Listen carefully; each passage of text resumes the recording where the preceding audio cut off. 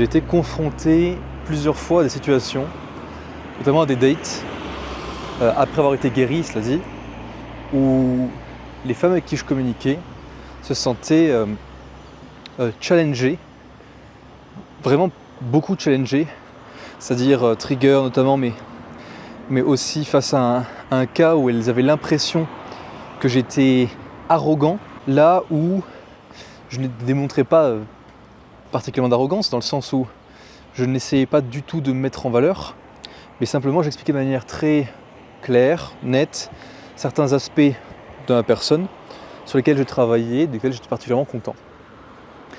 Donc, ce qui me fait venir à un point, parmi les péchés capitaux, il y a le péché de l'orgueil, qui est nommé comme étant le péché principal, celui duquel découlent tous les autres péchés. Et donc la question est la suivante. Peut-on déjà exprimer ces péchés une fois que l'on est guéri? Est-ce que c'est le cas? Et deuxième question, c'est comment se fait-il que justement certaines personnes, notamment avec certains niveaux de toxicité, vont venir comprendre justement de l'amour que l'on a pour soi et le confondre avec de l'arrogance? C'est une très bonne question. Avant toute chose, j'aimerais juste vous montrer un petit peu ce paysage fort sympathique. Voilà le lac de Hakone.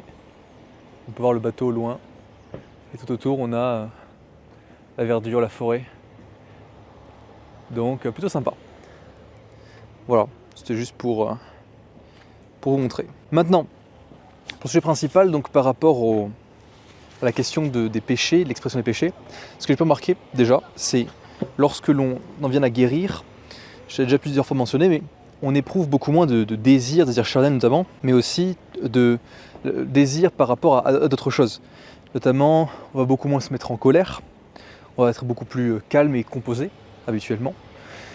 Autre point, c'est par exemple, on va beaucoup moins être sujet à de la gourmandise. Enfin, en fait, si on reprend les 7 péchés capitaux, vous voyez, on va être beaucoup moins sujet à eux et exprimer beaucoup plus de choses positives à l'égard des autres. Dans le sens où on va être beaucoup plus tenté de venir voir le positif chez les autres, plutôt que de venir se sentir, par exemple, affecté, offensé même, par rapport à des choses qu'ils pourraient faire. Parce qu'on vient comprendre, en fait, ce fait d'être guéri, ça vient éclaircir notre compréhension des personnes, et ça va nous permettre d'agir de telle ou telle manière, sans vraiment, je dirais, se prendre au sérieux. Dans le sens, sans vraiment prendre les choses à cœur, ce qui pourrait créer cette notion de se sentir offensé, se sentir mal, etc., etc. D'où la puissance de la guérison. En réalité, ça va aller même plus loin que ça. C'est-à-dire que, étant donné qu'on va venir monter en niveau de conscience, on va venir comprendre bien plus de choses et par rapport à nous-mêmes et par rapport aux autres, prendre du recul, et au final, ça va, encore une fois, et là du point de vue des autres et notamment des personnes toxiques, ça va apparaître comme, on va apparaître comme quelqu'un qui ne tient pas aux autres, c'est-à-dire qui n'accorde pas d'importance aux autres. Sauf que c'est faux. Ce n'est pas parce qu'on arrive à comprendre les comportements des autres et à venir, entre guillemets, accepter les raisons pour lesquelles ils agissent ainsi, que derrière, par exemple, on accepte qu'ils viennent, on pourrait dire, corrompre notre énergie. Vous voyez, c'est la grande différence. Un des exemples les plus marquants que je mentionnais, qui peut en faire dresser les cheveux de plus d'un, c'est un exemple que je récupère souvent, notamment lors du premier rendez-vous, parce que je le trouve très marquant et très explicite, c'est parler du cannibalisme. Et là, pour le coup, la question que j'aime bien sortir, que je vous poserai aussi, et j'aimerais que vous me disiez dans les commentaires ce que vous en pensez, c'est pourriez-vous être ami avec quelqu'un de cannibale? Quand je dis quelqu'un de cannibale, je ne veux même pas forcément parler de quelqu'un qui va réellement avoir mangé de viande humaine, plus quelqu'un qui va avoir une appétence pour la viande humaine, c'est-à-dire qu'il va se sentir attiré, intéressé par la viande humaine. Donc tout un sujet que j'aimais bien mettre en avant et qui me donne par moments des réactions intéressantes, justement de femmes plutôt ouvertes d'esprit, qui seraient en mode « Ah d'accord, effectivement c'est intéressant, pourquoi pas en discuter avec lui ?» Enfin, je ne me sentirais pas particulièrement bizarre que de discuter avec cette personne-là, un cannibale. Et d'autres qui vraiment se sentent totalement choqués. Non, il devrait voir un psychologue, un psychiatre, on devrait le faire interner. Vous voyez, donc des réactions qui peuvent être complètement adverses. Et ce qui va venir en fait nous indiquer un niveau de toxicité plus ou moins élevé. Parce qu'on peut drastiquement corréler le niveau d'ouverture d'esprit. Alors ça ne veut pas dire pour le coup agir sous la forme de déviance, hein, c'est très différent. Mais on peut corréler le niveau d'ouverture d'esprit d'une personne à son niveau de toxicité, ou on pourrait même dire son niveau de blessure. Dans le sens où une personne qui a travaillé sur elle-même, ou alors dont la blessure est vraiment légère, va être beaucoup plus ouverte justement à la communication, notamment avec autrui.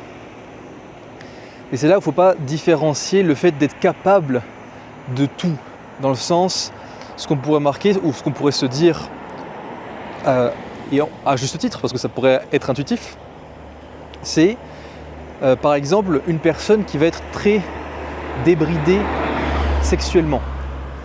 Est-ce que c'est une personne qui est guérie? Généralement, et ça c'est quelque chose que j'aime tout particulièrement discuter, et c'est un de mes sujets de recherche actuels, c'est il y a beaucoup de pratiques qui s'apparentent à de la déviance, sexuelle, et ce lié donc aux blessures de l'enfance. Et pas réellement étonnamment, mais c'est quand même le cas, plus une personne va s'adonner à des pratiques sexuelles extrêmes, donc au fil du temps, plus ça va la désensibiliser par rapport à d'autres considérations à l'échelle individuelle, on va dire, donc d'une personne à une autre, mais aussi à l'échelle de la société. D'accord? Ce qui veut dire que les gens vont venir être toujours plus, on va dire, individualistes et beaucoup moins communautaires, faire passer leurs propres désirs qu'ils vont associer à des besoins par rapport au bien d'autrui, on pourrait dire, en tout cas prêt à faire le sacrifice, ce qui va empêcher en réalité la pérennité de la société, ou de l'élément de l'individu, donc de la société. Ce qui est quand même assez désolant. Mais effectivement, la clé, ça reste toujours que de guérir. Et donc maintenant, deuxième point, comment est-ce que ça se fait que on va avoir des personnes qui vont prendre de l'amour de soi, on va avoir un bon amour de soi, une bonne estime de soi, pour de l'arrogance. Généralement, ce qu'on va remarquer, c'est que les personnes ne vont pas apprécier ce qu'on va dire quand ça vient toucher à un point sur lequel ils ont une insécurité. D'accord? Ça veut dire quoi? Par exemple, imaginons que lors d'un rendez-vous, je parle à une demoiselle à quel point je me sens formidablement bien dans la journée. Je me sens toujours extrêmement bien, en pleine forme, je dors bien, je n'ai pas de réveil, tout ce que vous voulez. Et je vais lui mentionner un moment que je me sens extrêmement capable dans l'art de la communication et le fait que de découvrir la personne en face et venir la comprendre. Parce que un de mes sujets d'études principaux et que j'affectionne tout particulièrement, c'est la psychologie comportementale et cognitive, forcément. Donc ce qui vient étayer ma compréhension d'être humain, sans pour autant le mettre dans une catégorie, mais qui vient me donner vraiment un référentiel bien plus large, plutôt que de généraliser de manière abrupte ce qui peut être fait habituellement. D'où le fait que j'ai tendance à nuancer mes propos. Et malgré ça, on peut tomber à certains moments sur des personnes qui vont se sentir offensées par ça et vont venir catégoriser ça comme de l'arrogance. Donc la seule chose à faire à ce moment-là, c'est de ne pas le prendre trop au sérieux et de simplement être présent et sourire, s'ouvrir. Et moi, ce que j'aime bien faire, surtout depuis que je suis guéri, ça m'arrive vraiment de plus en plus, voire quasiment à chaque fois, quand je suis confronté à telle personne, je prends le temps de sourire, d'être aimable et de dire bon, écoute, je suis vraiment désolé de t'avoir fait sentir comme ça, et pas je suis vraiment désolé que tu te sentes comme ça. Vous voyez la grande différence qui va être vraiment capitale. Et derrière, je fais en sorte de passer à la suite, mais je rends les choses claires quant au fait que je ne reverrai pas la personne. Parce que pour qu'une interaction ait du sens, vous voyez, il est impératif que les deux parties soient des individus qui soient curieux et ouverts d'esprit. Et généralement, si une personne en face ne l'est pas au début de l'interaction, elle ne va pas le devenir au travers de l'interaction avec vous. Vous voyez, parce qu'on n'observe jamais un comportement de manière individuelle.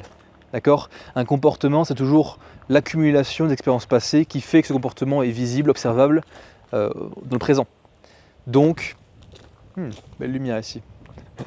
Donc, très compliqué de venir tisser du lien avec une telle personne. C'est pour ça que je ne vous recommande pas. Mis à part ça, et pour conclure un petit peu sur ce thème, sur la partie s'aimer soi-même, il y a une grande différence entre le fait que de s'aimer soi-même et avoir de l'estime pour soi. L'estime pour soi, l'estime de soi, va être nécessaire lorsque l'on n'est pas guéri, d'accord, lorsqu'on ne dispose pas d'un amour de soi maximal ou profond, et ce qui va faire que l'estime de soi en fait est orientée vers les autres, c'est-à-dire comment les autres nous perçoivent, parce qu'on vient calibrer notre estime de nous-mêmes par rapport au regard des autres. Imaginez-vous que vous viviez seul, loin de tous et de tout le monde, et il n'y aurait pas de question d'estime de soi, vous voyez? Parce que s'estimer, c'est venir juger de notre valeur, et lorsqu'il n'y a aucun référentiel externe, on ne peut pas venir juger de sa valeur, c'est uniquement en se comparant. Alors que l'amour pour soi ne dépend de personne d'autre, vous voyez? Et c'est pour ça que la définition d'amour, elle est propre à chacun, en réalité. Donc, l'amour va prévaloir sur l'estime. L'amour, c'est un référentiel qui est interne, là où l'estime est un référentiel qui est externe. Sur ces bonnes paroles, messieurs, je vous recommande, messieurs, dames d'ailleurs, je dis messieurs, mais bon, il peut y avoir des dames, je vous recommande de checker dans la description, j'ai le lien vers mon canal Telegram, sur lequel je partage des choses un peu spéciales, anecdotes, analyses plus poussées, plus en profondeur, et vous avez accès à moi de manière plus naturelle aussi. Si ça vous intéresse, n'hésitez pas. Et j'attendrai aussi vos retours en commentaire par rapport au sujet que j'ai évoqué. C'est toujours intéressant d'avoir votre avis. D'ici là, portez-vous bien.